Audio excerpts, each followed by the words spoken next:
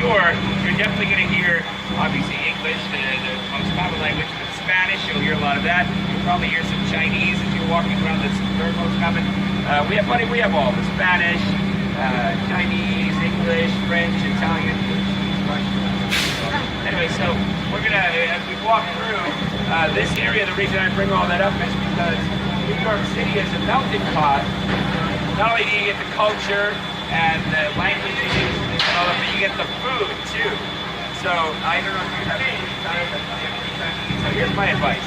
Here at Times Square, right by your hotel, we have McDonald's, Wendy's, Taco Bell, Burger King, TGI Fridays, Hula Hands, Red Lobster, Chili's, Sbarro, the Olive Garden, Applebee's.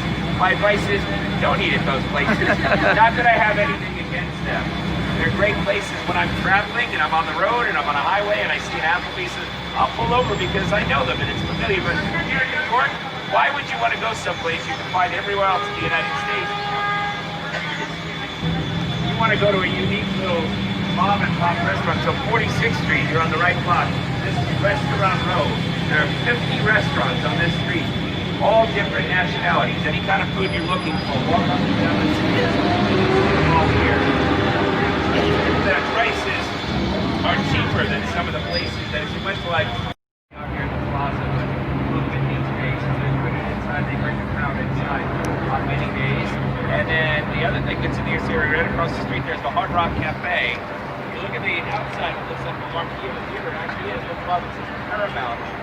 In the old days, movie companies used to own theaters. And so Paramount Pictures, that was their famous theater in New York City. So they showed movies, but they also had a lot of performances, live performances. What they're most famous for, the Paramount Theater, in the 1940s, there was a young, skinny Italian guy with light blue eyes named Frank Sinatra. He sang there, and all these teenage girls they swooned and they fell on the floor. That was the 1940s.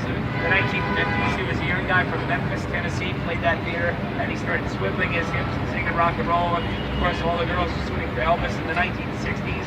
Four kids from Liverpool, England, with their hair, they came here, they were swinging there. So the Paramount Theater has been famous for that over the years. It stopped being a theater in the 1970s, and now it's the Hard Rock Cafe, and it's an office building there. But we to enlist. And then similarly, on September 12th, 2001, the day after the attack on New York, there's a line of men and women now that were lined up here to join the military. So the reason it's got to be on sign on it, we have a law in New York City that says every building in this area of Times Square must have at least 75% of its building lit up in neon or television screens. So right now you don't really get the effect because it's daytime, but come back at night and you'll see how brightly lit it is around here with all the signs and everything else. And then finally, that building there, where the NYPD scene, they have a neon sign, look straight up, they're doing work on it right now, all the way to the top, all the way up there, there's a flagpole. And you see there's a ball at the bottom of the flagpole. That's the ball that drops every year on New Year's Eve. It's not the actual ball. The actual ball is made of waterproof crystal. It's very, very expensive. They only put it up there just before New Year's. That's a replica.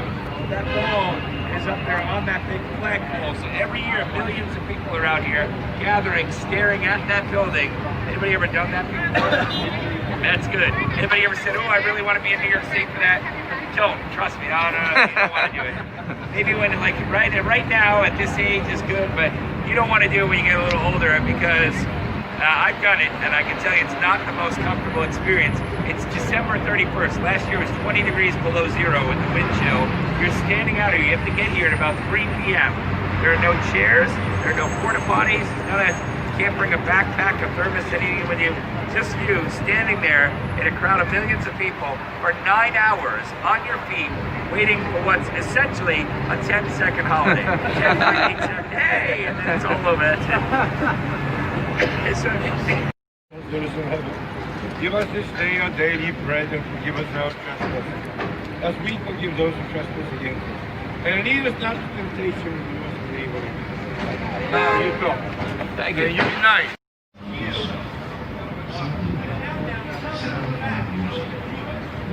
My long arms flailing in the background somewhere, cheering.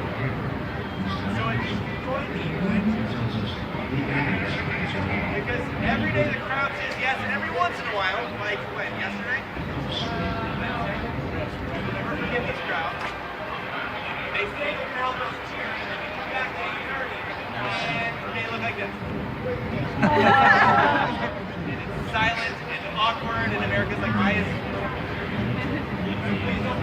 that, in fact, the camera is very likely going to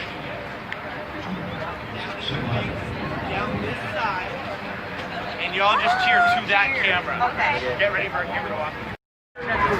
Thanks for the great weather, Al.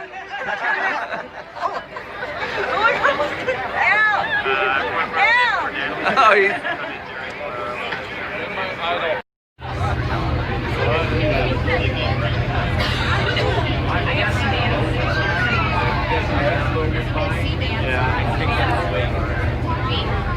how's everybody doing? Okay? How you doing, Miss Davis? Are you videotaping? Oh, yes, I am. Ain't got any words? Hopefully this doesn't sink.